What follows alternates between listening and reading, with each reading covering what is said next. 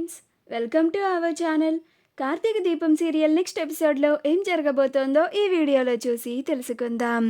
తాను తీసిన గోతిలో తానే పడ్డ జ్యోత్స్న అసలేం జరిగింది అని తెలుసుకోవడానికి ఈ వీడియోని స్కిప్ చేయకుండా ఎండ్ వరకు చూసేయండి.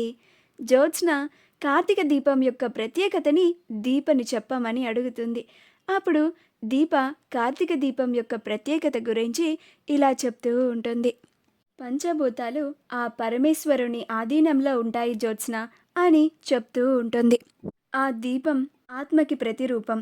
కార్తీక మాసంలో శివునికి దీప నైవేద్యంగా నీటిలో వదిలిన కార్తీక దీపాన్ని ఆ పంచభూతాలు నిప్పు నీరు కలిసి ఆ పరమేశ్వరుని దగ్గరికి చేరుస్తాయని భక్తుల నమ్మకం అని విషయాన్ని నేను ఈ మధ్య కాలంలోనే తెలుసుకున్నాను జ్యోత్స్న అని అంటుంది.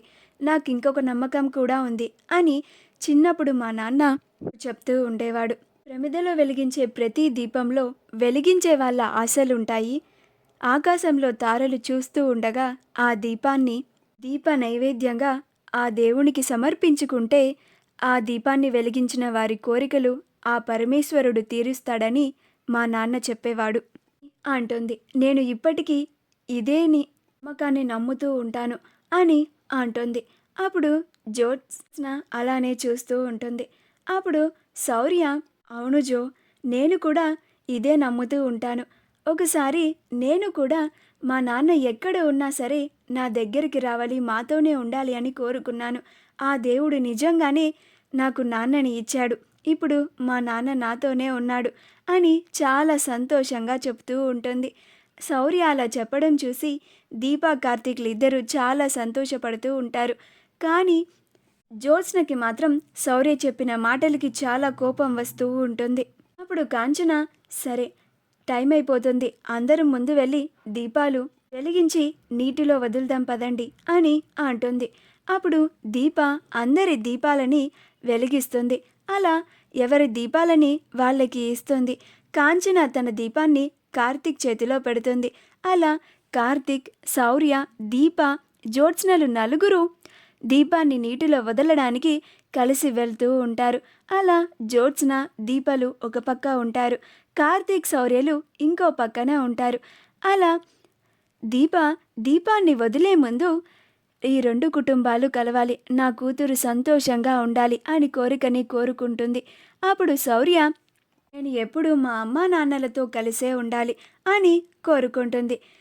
కార్తీక్, శౌర్య తన అనారోగ్య సమస్య నుండి బయటపడాలి అని కోరుకుంటాడు. అప్పుడు జ్యోత్స్న, మా బావ జీవితంలో నుండి ఆ దీప ఎలాగైనా దూరం అయిపోయి నాకు మా బావ దక్కాలి అని కోరుకుంటుంది. అలా నలుగురు కోరికలు కోరుకున్న తర్వాత దీపాన్ని నీటిలో వదులుతారు. అలా దీపాన్ని నీటిలో వదిలిన తర్వాత శౌర్య దీప యొక్క దీపాన్ని చూసి, చూసావా నాన్న, అమ్మ దీపం చాలా బాగా వెళ్తుంది అని అంటోంది. అప్పుడు కార్తీక్ చూసి నవ్వుతూ ఉంటాడు.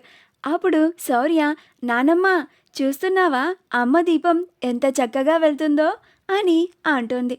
అప్పుడు కాంచన, చూస్తున్నానే శౌర్య అని అంటోంది. అది చూసి జ్యోత్స్న కుళ్ళుకుంటూ ఉంటుంది. అప్పుడు కాంచన, కార్తీక్ టైం అయిపోతుందిరా, త్వరగా రండి అని అంటోంది. అప్పుడు కార్తీక్, శౌర్య, దీపలు వెళ్తూ ఉంటారు. కానీ జ్యోత్స్న మాత్రం దీప యొక్క దీపాన్ని చూసి కుళ్ళుకుంటూ ఉంటుంది. అలా ఎలాగైనా దీప యొక్క దీపాన్ని పాడు చేయాలని రాయి తీసుకొని విసిరబోతూ ఉంటే కార్తీక్ పక్కకి తోస్తాడు. అప్పుడు ఆ రాయి వెళ్ళి జ్యోత్స్న దీపానికే తగులుతుంది. అప్పుడు జ్యోత్స్న యొక్క దీపమే నీటిలో మునిగిపోతుంది. మా వీడియో కనుక మీకు నచ్చినట్లయితే లైక్ చేయండి, షేర్ చేయండి, మా ఛానల్ని సబ్స్క్రైబ్ చేసుకోండి. పక్కనే ఉన్న బెల్ ఐకాన్ని క్లిక్ చేయడం మాత్రం మర్చిపోకండి.